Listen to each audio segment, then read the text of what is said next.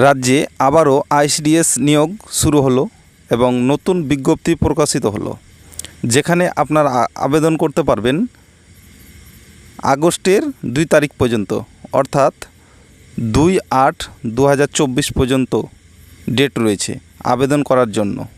August মাসের 2 তারিখের মধ্যেই আপনাদেরকে আবেদন কমপ্লিট করতে হবে। তো এই যে আইসিডিএস পদে নতুন বিজ্ঞপ্তি প্রকাশিত হয়েছে, কোন লোকেশনে এই বিজ্ঞপ্তিটি প্রকাশিত হয়েছে এবং এই পদে আবেদন করার জন্য আপনাদের শিক্ষাগত যোগ্যতা কী চাওয়া হয়েছে এবং বয়স কত লাগবে, কত শূন্যপদ রয়েছে এবং সিলেবাস কী রয়েছে, কিভাবে ফর্ম ফিল আপ করবেন, বিস্তারিত তথ্য আলোচনা করা হবে আজকের এই ভিডিওটিতে। তাই ভিডিওটি স্কিপ না করে সম্পূর্ণ দেখুন এবং আপনি যদি চ্যানেলে নতুন হন তাহলে অবশ্যই চ্যানেলটি সাবস্ক্রাইব করে রাখুন।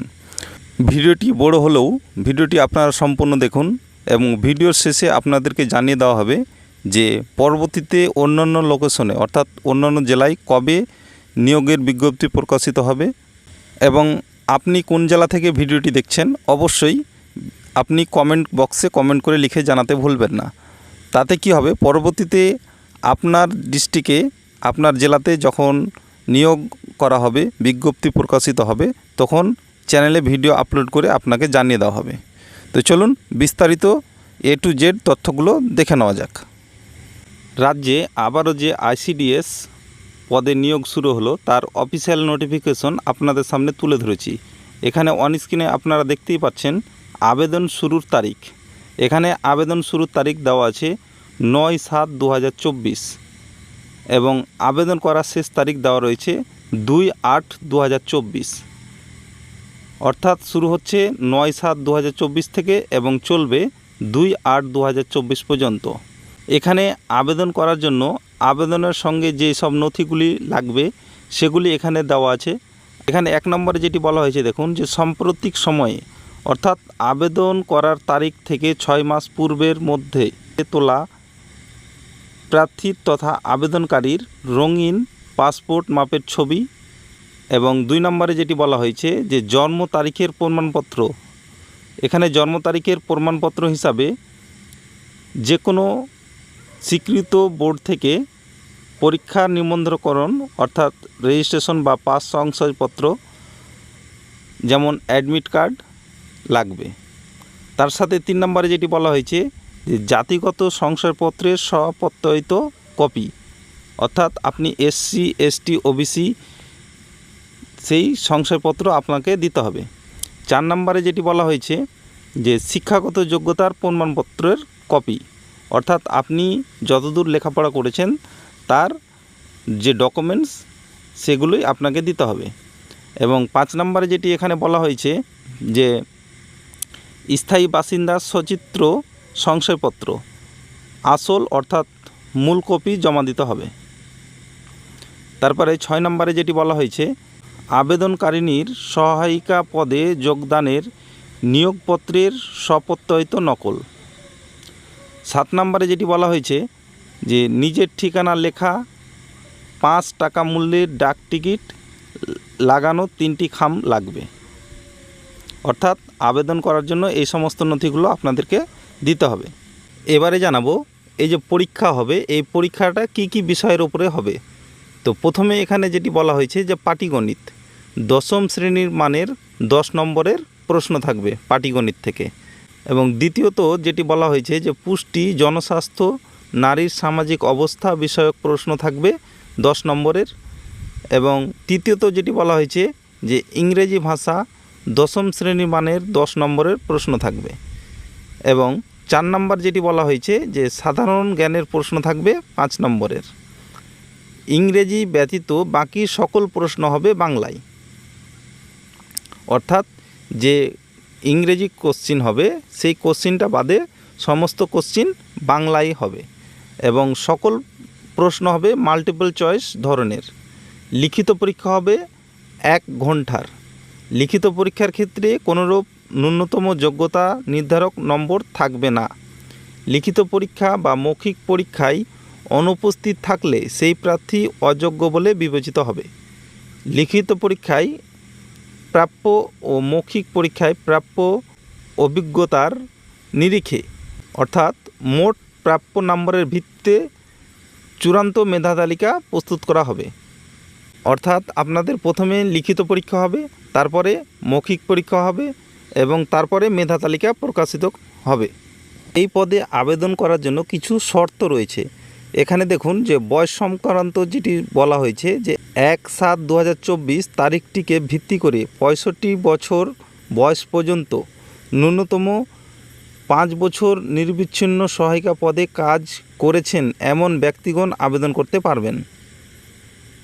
তবে অবসরপ্রাপ্ত ব্যক্তিগণ এক্ষেত্রে আবেদন করতে পারবেন না বা ভবিষ্যতে নিয়োগপ্রাপ্ত হবেন না। অর্থাৎ এটি কিন্তু একটি শর্তের মধ্যে পড়ছে, এটি আপনারা ভালোভাবে দেখে নেবেন। তারপরে যেটি স্থায়ী বাসিন্দা সংক্রান্ত শর্ত রয়েছে সেটি হচ্ছে যে স্থায়ী বাসস্থান সংক্রান্ত প্রমাণপত্র হিসাবে প্রার্থীর ভোটার কার্ড বিবেচনা করা হবে। যদি কোনো প্রার্থী ভোটার কার্ড না থাকে তাহলে সে প্রার্থীর স্থায়ী বাসিন্দা হওয়ার প্রমাণপত্র হিসাবে প্রার্থীকে দেওয়া সংশ্লিষ্ট লোকসভার সদস্য, জেলা সভাপতি, সংশ্লিষ্ট এলাকার বিধায়ক, জেলাশাসক, অতিরিক্ত জেলাশাসক, সংশ্লিষ্ট মহকুমা শাসক, সংশ্লিষ্ট পঞ্চায়েত সমিতির সভাপতি, সংশ্লিষ্ট সমষ্টি উন্নয়ন আধিকারিক, সংশ্লিষ্ট গ্রাম পঞ্চায়েতের প্রধান, সংশ্লিষ্ট পৌরসভার চেয়ারম্যান, সংশ্লিষ্ট পৌরসভার কাউন্সিলর কর্তৃক প্রদত্ত সচিত্র সংশয়পত্র বিবেচিত হবে। অর্থাৎ এই পদে আবেদন করার জন্য প্রার্থীকে অবশ্যই ভোটার কার্ড পেশ করতে হবে এবং প্রার্থীকে স্থানীয় বাসিন্দা হতে হবে, তবেই আবেদনযোগ্য হবে। এই যে বিজ্ঞপ্তিটি প্রকাশিত হয়েছে তার তারিখ আপনারা এখানে দেখতেই পাচ্ছেন 8/7/2024 এই তারিখে বিজ্ঞপ্তিটি প্রকাশিত হয়েছে এবং এই বিজ্ঞপ্তিটি হচ্ছে দক্ষিণ দিনাজপুর জেলার বালুরঘাট দক্ষিণ দিনাজপুরের বালুরঘাট থেকে প্রকাশিত হয়েছে। যারা দক্ষিণ দিনাজপুর থেকে ভিডিওটি দেখছেন তারা দ্রুত আবেদন করে ফেলুন এবং যারা অন্যান্য ডিস্ট্রিক্ট থেকে অন্য জেলা থেকে ভিডিওটি দেখছেন আপনারা অপেক্ষা করুন। আপনাদের জেলায় বিজ্ঞপ্তি প্রকাশিত হলে অবশ্যই আপনারা চ্যানেলে ভিডিও পেয়ে যাবেন, তখন আপনারা আইসিডিএসের জন্য আবেদন করতে পারবেন। তো এই ভিডিওটি আপনারা দক্ষিণ দিনাজপুর থেকে যারা দেখছেন তাদের উদ্দেশ্যে বলবো যে আপনাদের দক্ষিণ দিনাজপুর থেকে 2টি বিজ্ঞপ্তি কিন্তু বেরিয়েছে।